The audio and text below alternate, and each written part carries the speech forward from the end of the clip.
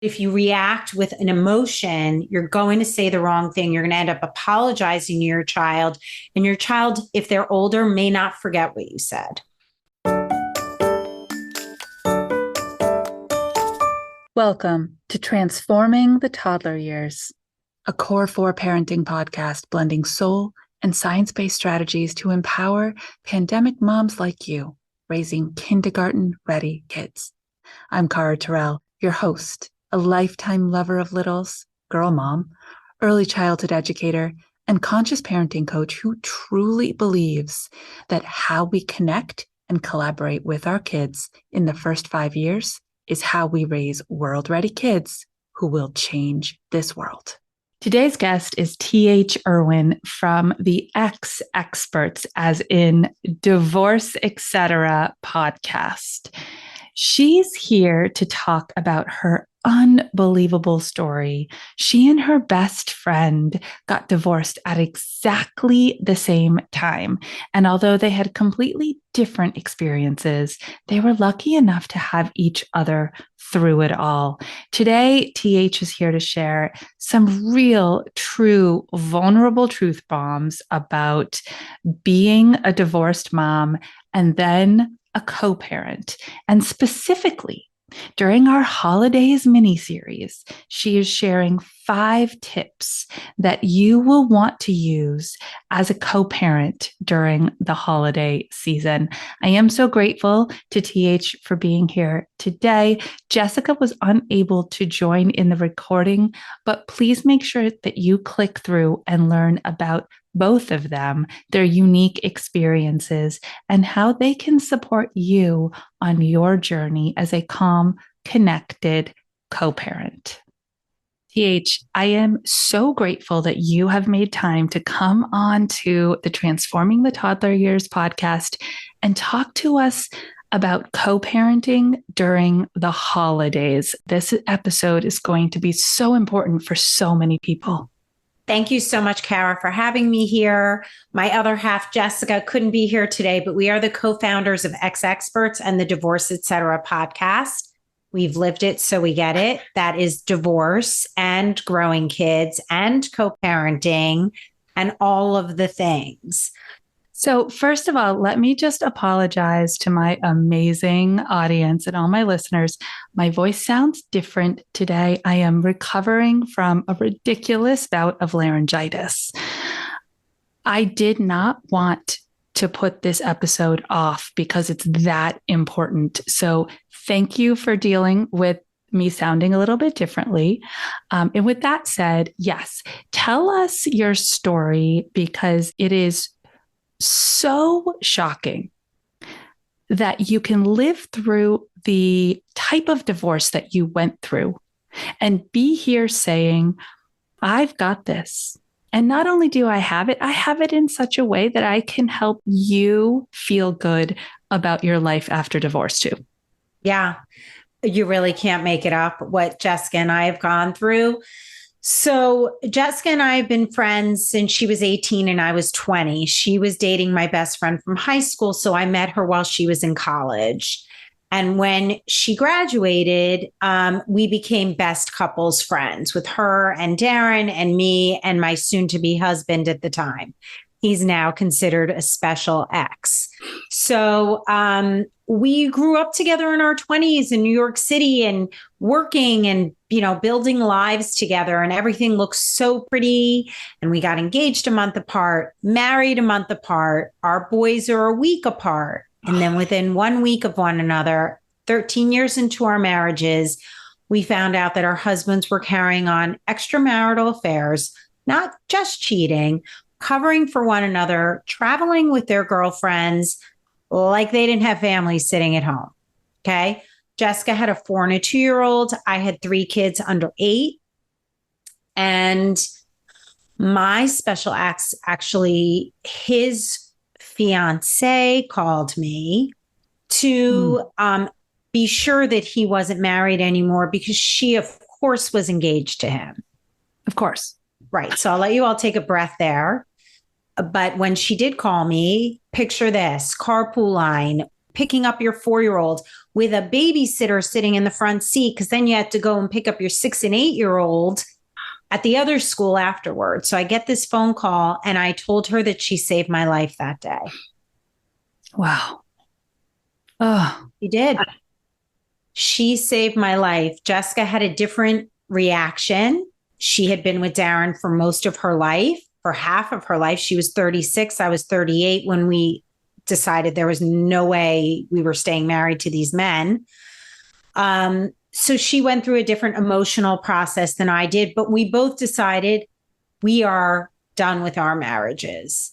And I have to say that at least the last 4 years of my marriage, so from the time my son, my youngest, was born until he was 4, I had so much guilt about being miserable in my marriage. What does that mean? What kind of a mom am I? I'm going to be like looked at as the worst mom in the world, because I was already getting so many negative messages from my special ex that I was paralyzed. I was like, okay, well, if I wake up and the kids go to school and then they come home from school and then everybody's safe, then that's a good day. wow. That is so not a good day, everybody. That is just No. not acceptable. No, because that's not your whole identity. What an Right. incredible story. So you have spent a lot of years navigating the holidays as a co-parent. Yes. I cannot even imagine. I think about it and I feel overwhelmed by all the complicatedness, because the holidays in and of themselves are just kind of chaos right out of the gate. And Yep. now you're doing it with 2 sets of schedules, who gets who and when, how many Christmases are they getting? And so I really, really want to dive in and let you share your wisdom with people so that they can take some stress away and feel like they are doing the best for themselves as an individual and their children based on how they want to play things this holiday season. I would honestly start, though, with what you just said. Do the best that you can do. My first holiday didn't feel the same way as the 5th year into my holidays as a single mom. It was easier then. It was different. Sometimes it was harder, but I did the best I could. And even before I made the very obvious decision to end, my marriage was over, I just felt like the weight of the world on me and nothing that I wanted really mattered. I was completely irrelevant. And I also felt that I was a terrible mom. My son struggled with serious tantrums, which in the end led to severe anxiety and depression. And that's just how he's wired. But it was all on me. I was like, holy crap, I am really a bad mom. So the first thing is I did the best that I could during those 4 years. Is it the way that I would have liked it to be? Probably not. But I don't use the word should in my vocabulary anymore. It was the way it was. I've accepted it. And what can I learn from it? So please, number one, give yourself grace. Do the best you can do. If it's your first holiday, let yourself cry, let yourself scream. I actually took up boxing for the last year officially of my marriage through my entire 4 years of trying to divorce a man who's engaged to another woman. So whatever it is, as long as you're not taking drugs and doing anything destructive, find something healthy and put it there. So you have to take care of yourself first, or your holidays are going to be a disaster if you don't take care of yourself. So that would be my number one tip. TH, you are talking directly to me, and I am a happily married woman. What I am is a first-time holiday experiencer as an empty nester. And I'm hearing your words and I'm like, right, I'm allowed to feel different. I'm allowed to feel sad. I'm allowed to want to do that tradition, except they're not here to do it. Yep. Oh, And it's not the same, but it's not necessarily bad. yes. It doesn't have to be a negative. Now you've got so much stuff, Cara, that you can do. You don't have to clean up. You don't have big headaches all the time. You don't have to manage 100 schedules. And trust me, when they come home, they're going to be in full force. Laundry, schedules, mom, mom, mom, mom. And all of a sudden you're going to be like, wait, when are you leaving again? Like, when do you go back to school? I don't really remember. I love you, but so you go through different transitions at all times. But yes, give yourself grace through life. Through life, no matter what you're doing, don't be so hard on yourself. Okay. Just do the best that you can do, get the resources you need, educate and support. That's what ExExperts is all about. I'm not going to say, Cara, this is what you need to do on your holiday, X, Y, and Z. But like I did just say, Cara, how are you feeling? Right. Like, what would you like to see this as? Do you still want to have, a big dinner on Christmas Eve? Or do you want to go to a show? Or do you want to, explore something new? Trying to discover what Cara wants for a change is not a bad thing. No. And it sounds to me like that is the mindset that people who are moving through divorce have to have. Yeah. Okay. It's time to put on that new lens and know that when I have the kids, I am me plus mom. And when I don't have the kids, I get to explore me. Right. Yep. And it's a different relationship with your kids too. So we celebrate Hanukkah, and my special ex's fiance and now wife celebrated Christmas, and we separated in May. And I remember picking up my kids from his house and I saw a Christmas tree and I thought I was going to have a complete heart attack. We raised our kids Jewish. Who is this person coming in, putting up a Christmas tree, like creating this whole story in my head, right? He could have put it up to placate her for all I know. I don't really know. And truthfully, it doesn't really even matter. But I was so pissed that I went to my lawyer to make sure it was in my divorce agreement that my kids are raised Jewish. It's important to me. He's a Jewish man. I'm a Jewish man. That tradition's important to me. Does it mean that they can't celebrate Christmas? No, but I was freaking out that it was instead of celebrating Jewish holidays, not in addition to. So you get very scared and very reactive to a lot of things because you're vulnerable. We call them your second first time. You're going to have a lot of second first times. You're going to have a second first date. You're going to have a second first, new tradition with your kids. You're going to have a lot of second first times. And so your first holiday, co-parenting, the number top thing anyway, that you need to do is have a plan. Mm-hmm. And we were separated, so we weren't divorced, but you do put a plan into place. And if you have kids, you need to do that right away when you separate. So it's very clear who has the kids this day. If Christmas Eve is important to you or Christmas Day, think through the holidays throughout the year that are most important to you, like obviously Mother's Day. But I also like the first and last night of Hanukkah. I also like the first night of Rosh Hashanah.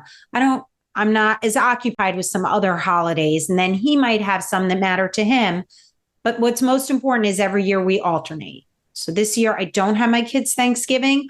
I have them over Christmas break. So what are our plans? This is the time to start new traditions, new ways of celebrating with your kids. Maybe it's not a huge dinner.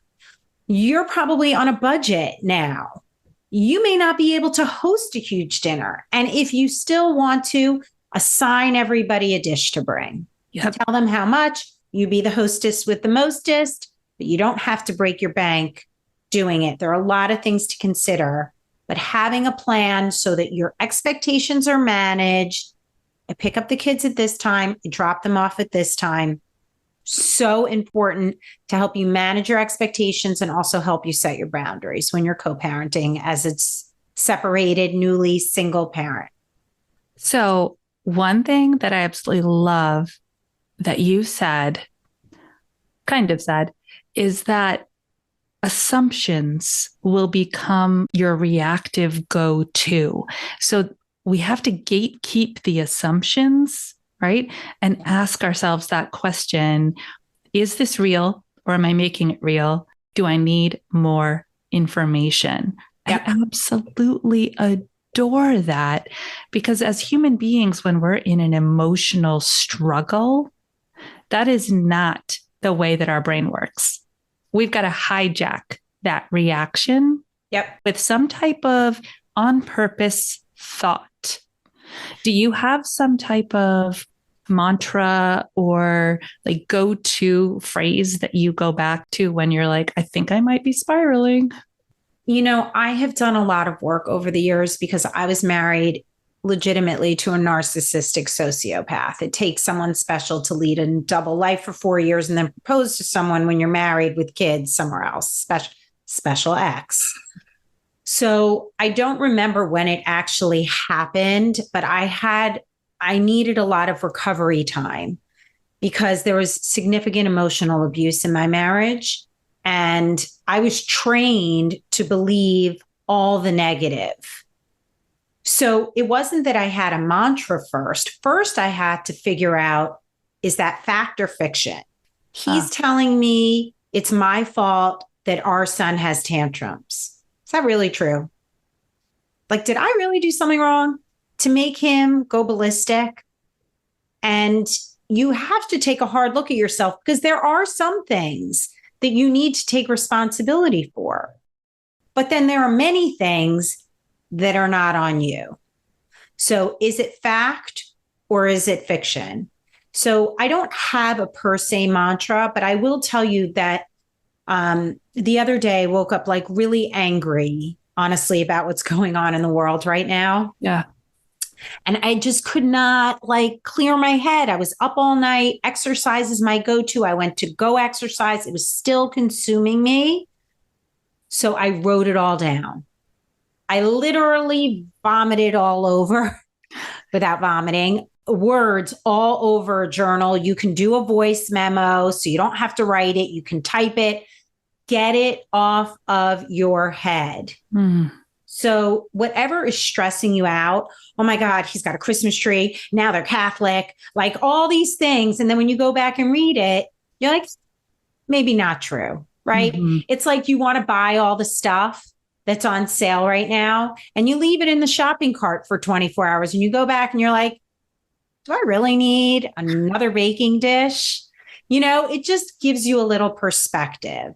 So again, it's not a mantra, but these are ways that I have learned to cope with stress and things that don't make sense to me. And now when I feel like I'm not processing properly or getting super emotional, I have to take a minute. I step away, I go for a walk, or I sit outside, or I go lay in bed, or I binge watch 30 minutes of Arrested Development, like something totally brainless to reset yourself. I do know a lot of great people who put up mantras that resonate with them on Post-its on their mirror. It's their screensaver on their phone. It's on the fridge. And that's another way to train your brain to think in a positive way and believe it, take it in and take ownership of it, as opposed to being like, yeah, I heard that before, like really own it. Exactly. Well, I love the is it fact or is it fiction? You have no other choice except to then go into a cognitive thinking pattern where you are picking things apart and looking for details. And that is a wonderful way to do it.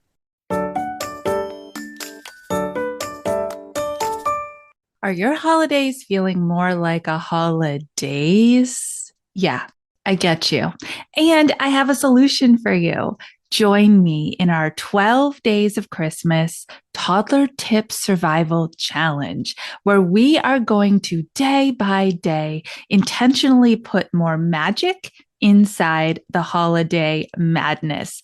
Can't wait to see you there. Use the link in the show notes or just go to caratyrrell.com/magic.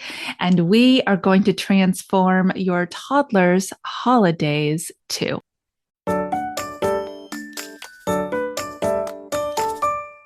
Something else that I really wanted to tag into that you said about making a plan is that you recommend including your children in the conversation around the plan making.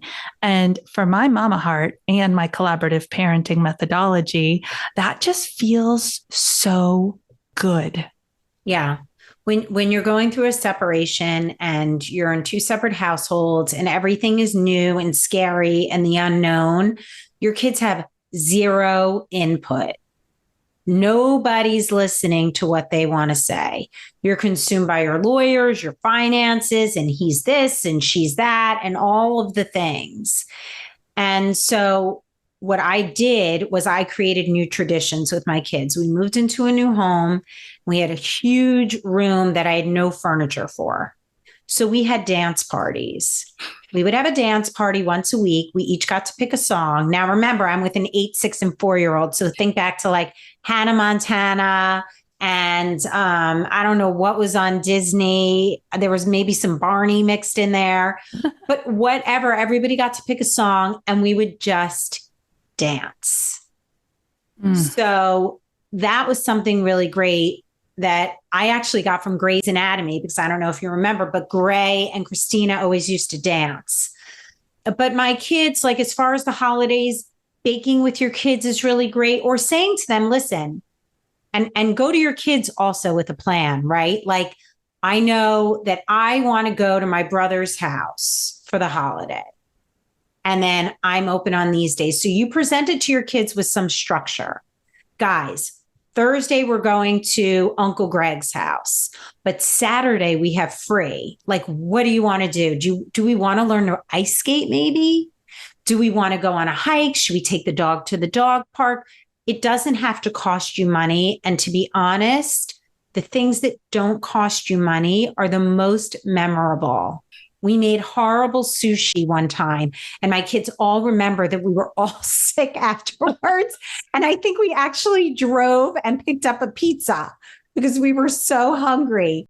Those are the things they remember. It had nothing to do with how much money was spent on making sushi or any of that. So incorporating your kids, keeping it meaningful. I think especially since COVID, we really, with the horror going on and so many people sick, the true gift for me was my kids were home. Yes. We cooked and baked and we walked miles in a day and we laughed and we played games and puzzles.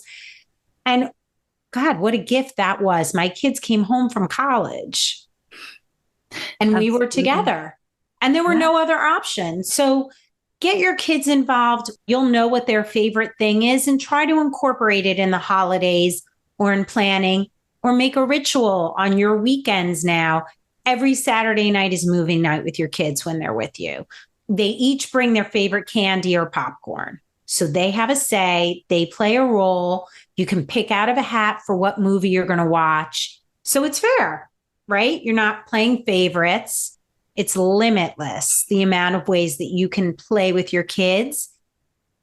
Just please, please, please be present. Get off your phone and be present with your kids, because you're not going to want to miss these memories. You're not going to want to miss those times. Absolutely not.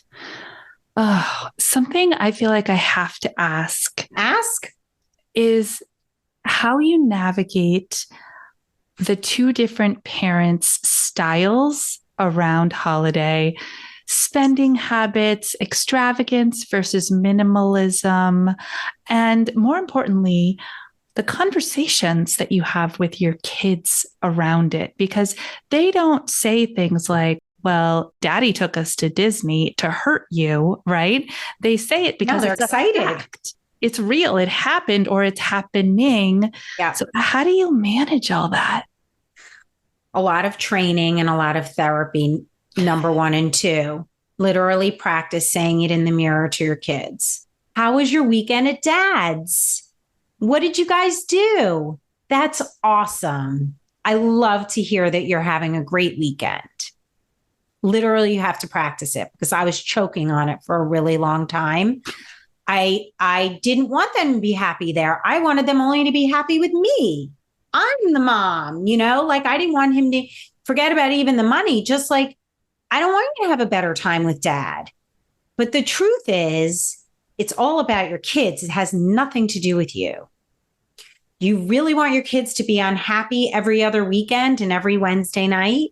Don't you want them happy all the time? So as long as they're safe, let them be happy and celebrate their happiness.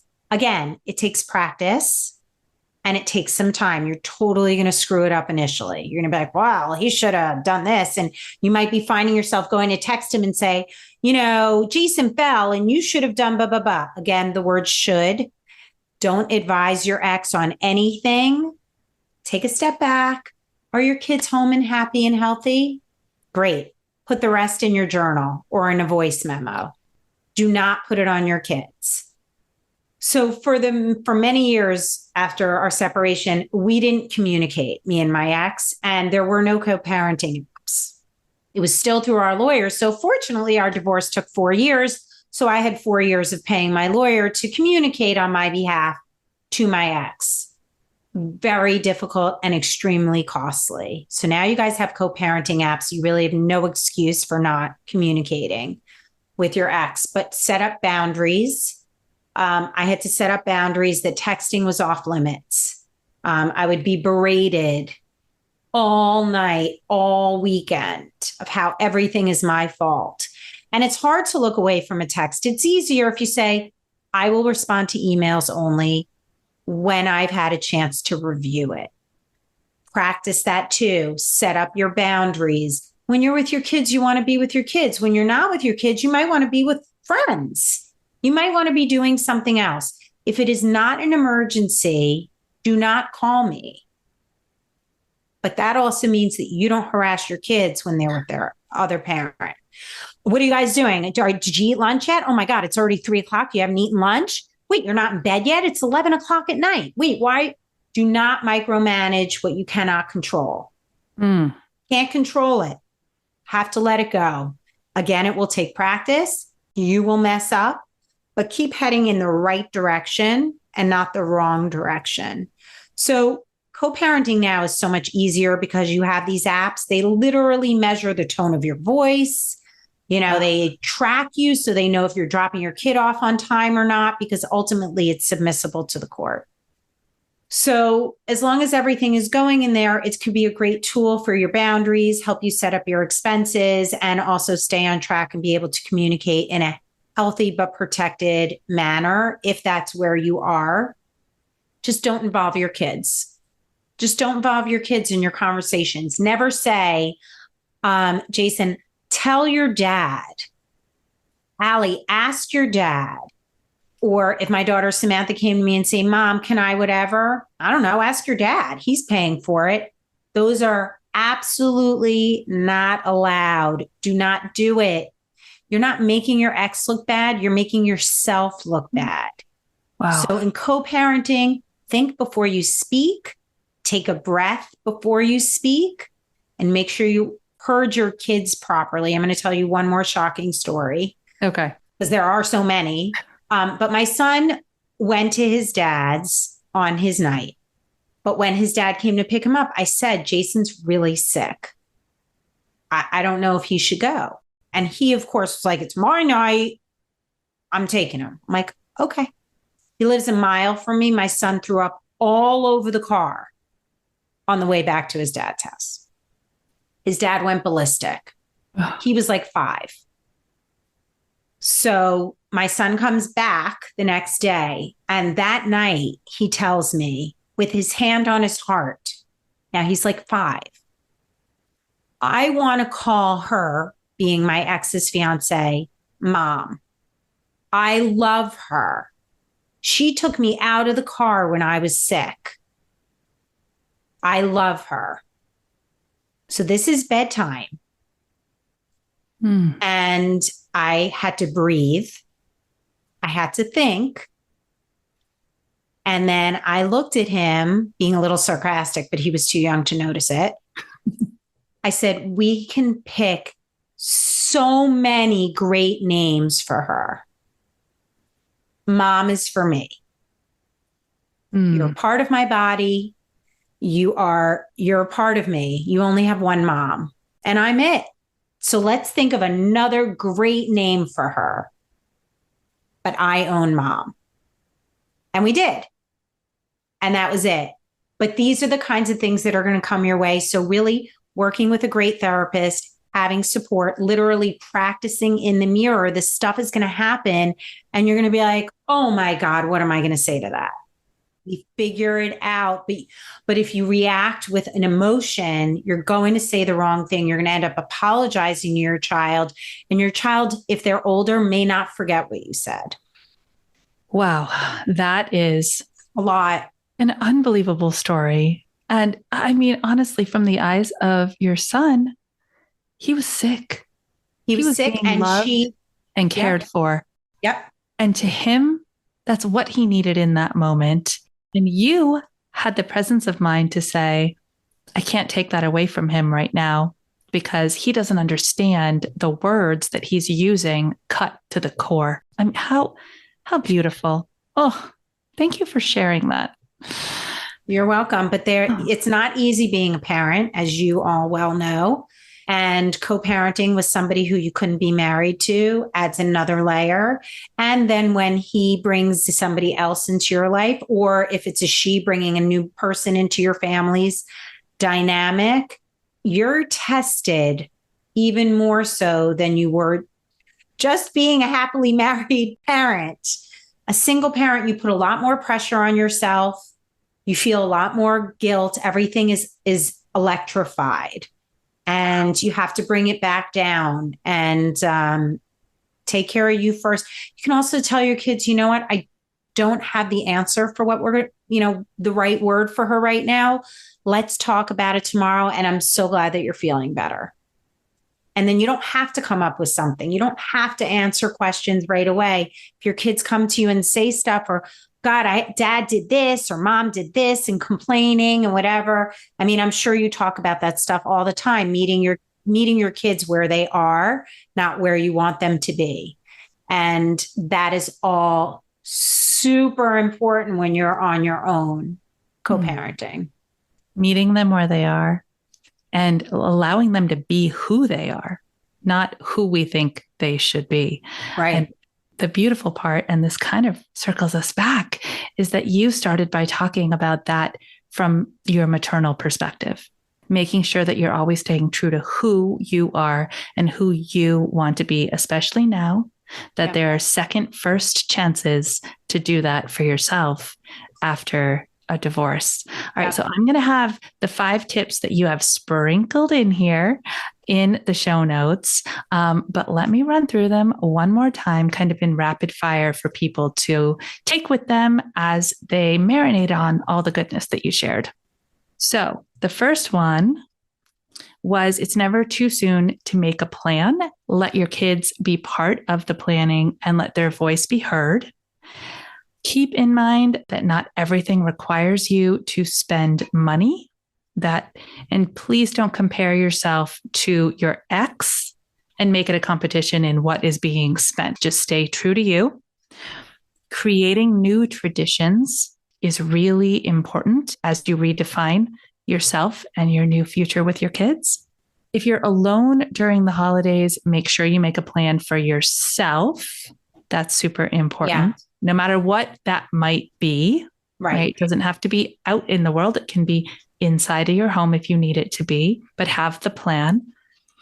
And this one I really love. If you're making a meal, make it a team effort. People want to help. They say, what can I bring? Let them. Absolutely. And don't be afraid to ask. Like, Cara, you're coming over for Thanksgiving. What are you bringing? I mean, I'm not afraid to ask. You're coming over. So what, I love sweet potato pie. Will you bring us the sweet potato pie? And of course, you're going to say, sure, I'll bring you sweet potato pie. I want to say one other thing about not having your kids over the holidays. You need a plan for yourself that's more than just scheduling. I don't want you sitting in your house the entire day. You must have one thing on your calendar every day that gets you out of the house, whether it's a walk, sitting outside and having your coffee, or going to a park, or whatever it is. You must get out of your house for at least an hour every single day. Otherwise, it could be all consuming for you. Also, find out who's around over the holidays so you have somebody to call and reach out to. And we are actually working with the hashtag Not Alone Challenge, and they're offering free mental wellness and health resources, especially during the holiday. It's in cooperation with iHeartRadio and the singer Jewel and her foundation. So if you need help, please ask for it. There are so many resources online. There are meetups you can go to and make new friends. You can be alone, but not be alone. Go walk the mall, but be around other people. Otherwise, it could be all consuming. You could still clean your closet and you could still binge watch whatever, Bridgerton, but don't let the whole holiday turn out that way. That's just not healthy for you. And then that brings it all the way back to the beginning of how you really need to give yourself grace, but also do right by yourself.